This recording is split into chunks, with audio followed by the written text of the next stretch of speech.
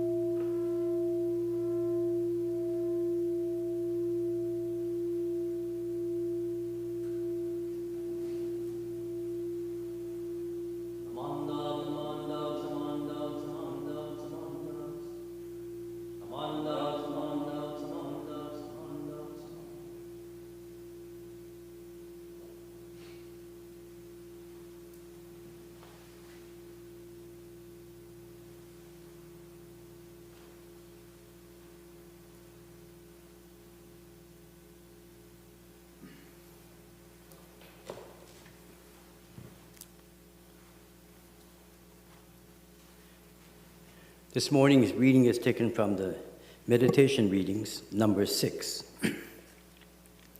The spirit of Buddha is great wisdom and compassion to save all people by any and all means. It is the spirit of a mother toward her child, nourishing and protecting it. It is the spirit that prompts us to be ill with the sickness of people, to suffering, or to suffer with their suffering. Your suffering is my suffering, and your happiness is my happiness, said Buddha. And he does not forget that spirit for even a single moment. For it is the self-nature of Buddhahood to be compassionate. A mother realizes her motherhood by loving her child. Then the child, reacting to his mother's love, feels safe and at ease. The Buddha's spirit of compassion is stimulated according to the needs of the individual. Each person's faith is a reaction to this faith, and it leads them to enlightenment. Namu, AMIDA-SEN. This morning's Gobunsho is Ryono's Shinjin Yakutoku no Sho, how one cannot acquire or awaken to Shinjin.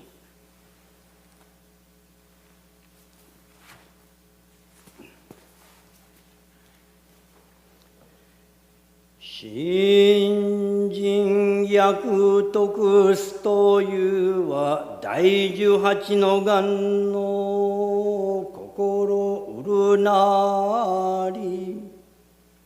この願の心というは南無阿弥陀仏の姿を心うるなり。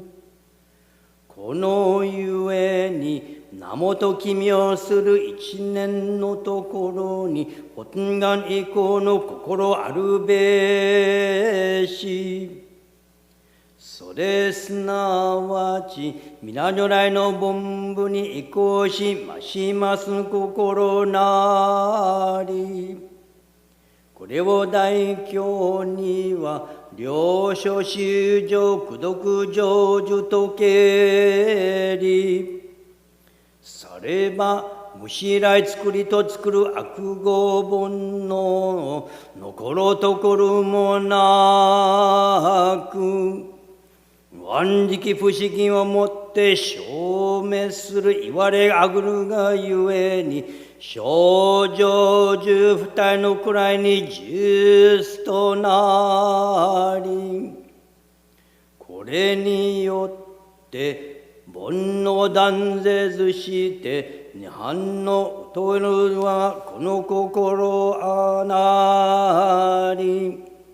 この義は同僚地図の初段なるものなり。他流の人に対して格のごとく沙汰あるべからざるところなり。よくよく心うべきものなり。あなかしこ、あなかしこ。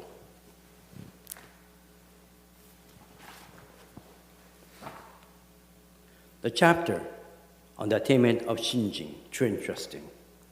To awaken to Shinjin, true entrusting, means to be able to accept the essence of the 18th vow. To accept this vow means to understand the appearance of Namo Amida Butsu. The reason is that Namu expresses the devotee's single-minded trust, which is the very result of Amida's transferring the primal vow to you and me, the devotee. This is, in essence, the very meaning of AMIDA-TATHAGATA's initiating the transference of merits to us, to you and me, the unenlightened beings. This act is explained in the larger sutra as transferring the merits to sentient beings to enable them to meet the conditions for spiritual rebirth. Absorbed, therefore, all evil karma accumulated from the infinite past will be completely absorbed into the inconceivable power of the vow, establishing us, therefore, within the ranks of the non-retrogressive and truly assured. This is what is meant by the attainment of nirvana without the removal of blind attachments. With reverence, I remain. Namu, AMIDA-SEN. Good morning, everyone. Happy Father's Day, Rev. Thank you very much, Carl. It's always great to have Carl sitting in front of me, at least that way. Hey, I don't feel too lonely here, so thank you. And I also would like to extend my best wishes to all fathers out there. Thank you. And as I thought about today, it really brought back a lot of memories, but that's another story about my dad and how he and I got along. We got to be pals at the end. But I wanted to share things that came about recently, and I think for all of you New Yorkers, the most wonderful news is that if things don't change, we'll be opening to phase 2 tomorrow. I'm not sure what time, but when I last heard Governor Cuomo speak on Friday, he said that it seems like we're going to go open on Monday. So I'm sure all of us must be very happy to hear that. And I guess I remember many years ago when there was a cigarette commercial and a woman was smoking a cigarette, the wording was, or the saying was, "You've come a long way, baby." So reflecting upon that, I think it's been 100-something days since we kind of confined ourselves within the home when we were confronted with something called a pandemic. And as all of you know, at one point, New York was named the epidemic of the coronavirus. Epidemic means the very center, the worst of situations. Worse than any state within the United States, worse than any country within the whole world. And because we're able to come together with one heart, with one mind, because we all knew that to overcome this, we had to work as a team. The fruits of our labors, the fruits of our frustrations, everything has come to this point where we'll be able to do a little bit more. Of course, I don't want you to think that we can go haywire out there and just do whatever we want to do. I think we still have to follow the rules, that we need to wear masks and hopefully gloves.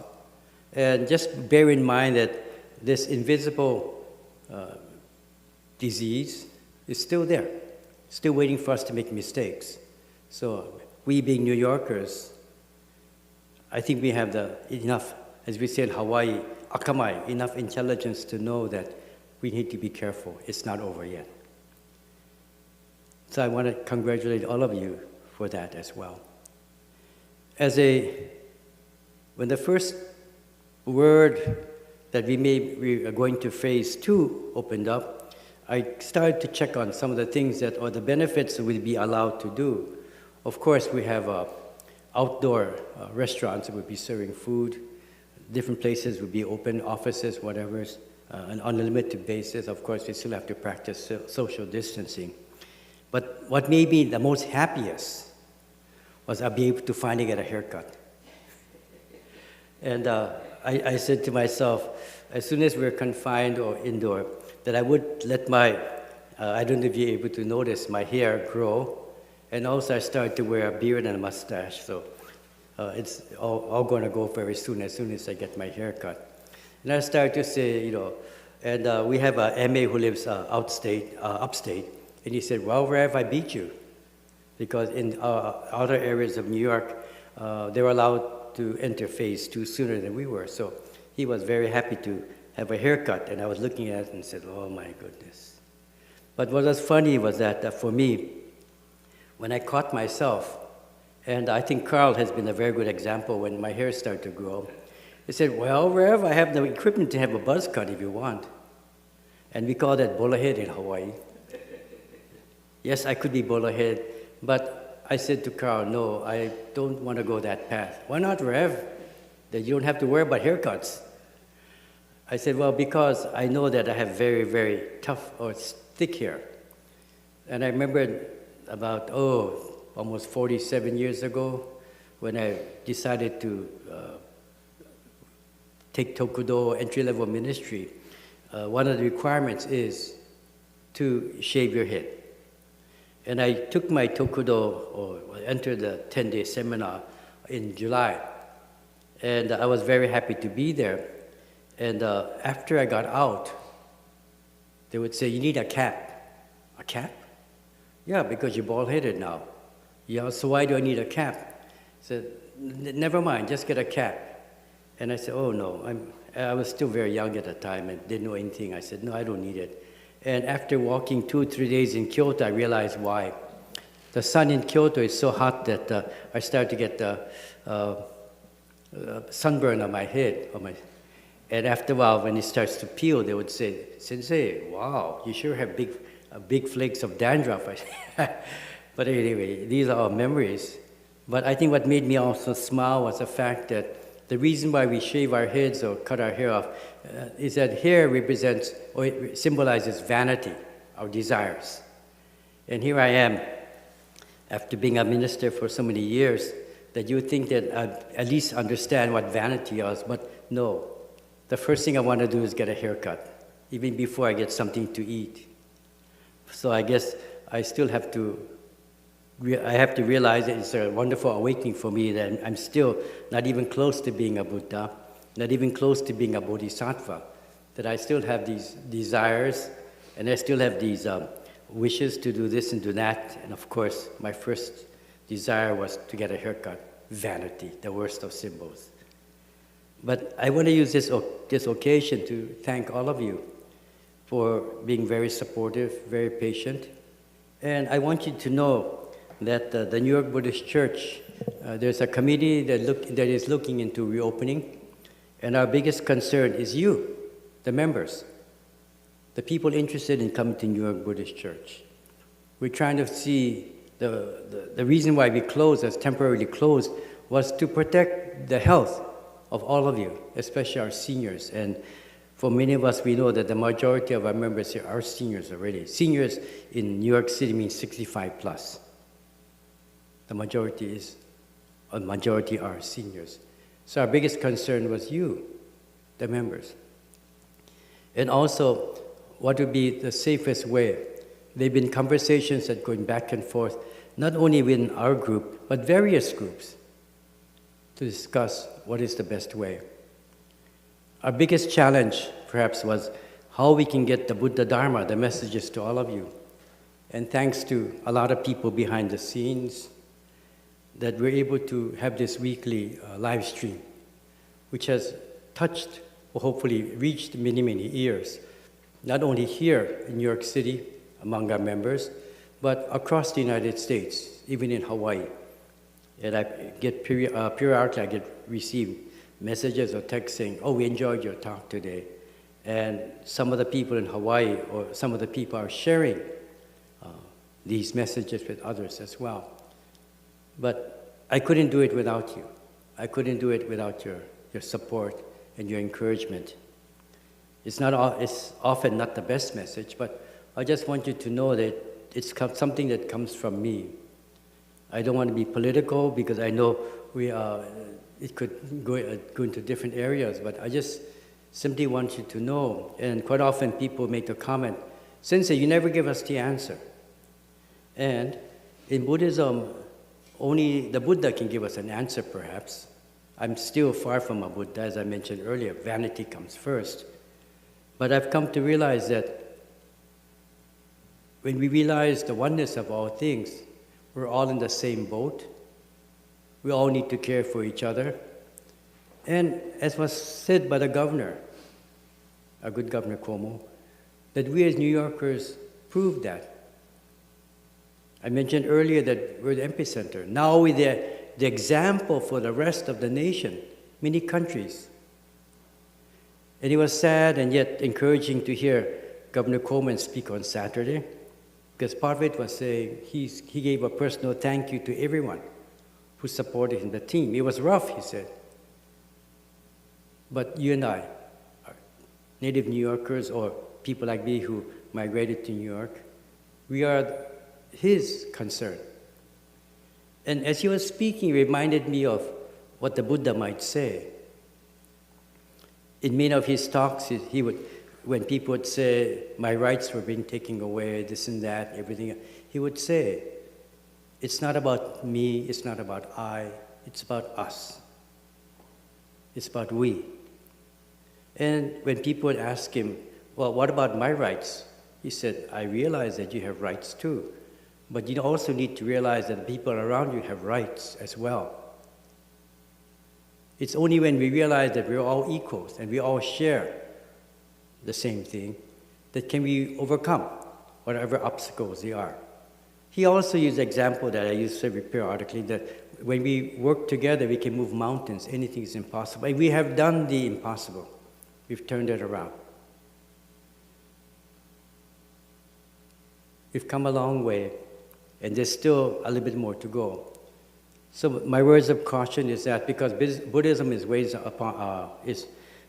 a teaching of wisdom, we need to realize that this is just part of the process, part of the stepping stones to when we'll be able to say we don't need the mask anymore, we don't need this, we don't need that. But until then, we need everyone's cooperation to say, let's do it together. There's a deep understanding. And indeed, as we've proven in the past and we'll prove in the future, we can. I know it's also very disturbing and maybe somewhat, confusing when we not only have the pandemic, but we also facing challenges concerning racial injustice as well as what is social justice as well. Let us use our wisdom to come together, to understand what our responsibilities are. Let us come together to realize that we all have an important part of it. But most importantly, whatever we do now will determine the outcome, not only for the pandemic, but also for racial injustice as well. You need to always be mindful. And if you're not sure what you need to do, this is why we have the teachings of the Buddha. In the very first teachings of Shakyamuni Buddha, he laid it all out, the Four Noble Truths, which includes the Eightfold Path. And he would say, if you ask me why I think differently, why I act differently, this is it. This is what I follow. And I share this with you. So perhaps this is a good time for us, especially if you're not sure as to what you need to do, to go back to basics and begin to look at the things that were given to us over 2,500 years ago, the basic teachings, and apply them to our everyday lives. To all of you, happy Father's Day. And also, this is Gay or LGBT Pride Month. Thank you for supporting. And next week I'll speak a little bit about that, because usually on the last Sunday in June, we have the LGBT Pride March. Not a parade, but a march. And we've been participating for the past 5 years. So I'll speak about that a little bit more. But for today, and for the future weeks to come, as long as we stay firm on our beliefs and we do things that we need to do, which means to think about each other, phase 3, phase 4 will surely come. And even if we miss the next phase, it'll eventually come, because it'll be a gentle reminder that we've gone off the path and we need to come back again. But knowing New Yorkers, we can do it, and we will do it. So as we reflect upon the teachings of the Buddha, it's always comforting to know that we're never, ever alone. There is something out there that embraces each and every one of us unconditionally. There is something out there that doesn't condemn us, but simply says, I understand, I understand. Although we cannot describe it, we gave it the name AMIDA. And so we come today to reflect upon who and what we are, and the gift of life, and that which guides us unconditionally. The name of the Buddha, when we put our hands together, we connect, and we recite the Buddha's name, Namu AMIDA-BUSSI. Namu AMIDA-BUSSI, Namu AMIDA-BUSSI, Namu AMIDA-BUSSI. Thank you, New Yorkers. We're on a positive way back home. Thank you. If you are able to, I'd like to ask you to please join me in singing the Gatha Nembutsu.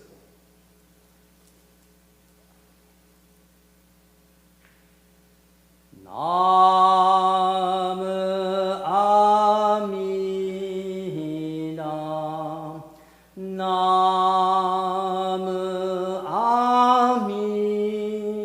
AMIDA, Namu AMIDA-BUSSI, Namu AMIDA.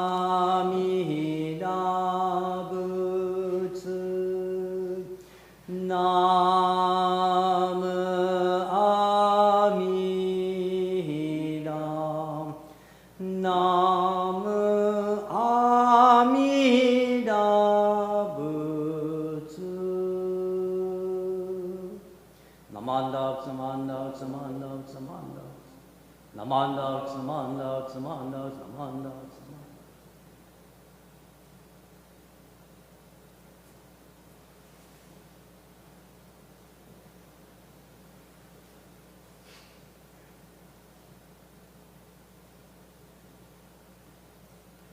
Thank you for joining us for today's service.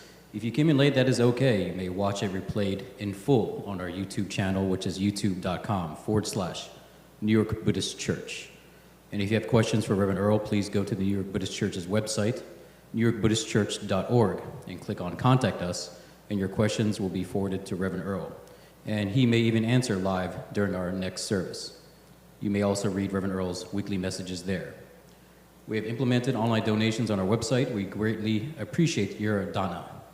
You may also download our yearly membership form from our website. New York Buddhist Church is a nonprofit that relies on your donations to operate on an ongoing basis and provide ongoing support for our mission of sharing the Buddha Dharma and the teachings of Shinran Shonin. Please support us. Thank you. Happy Father's Day, and please be safe. Namu, AMIDA.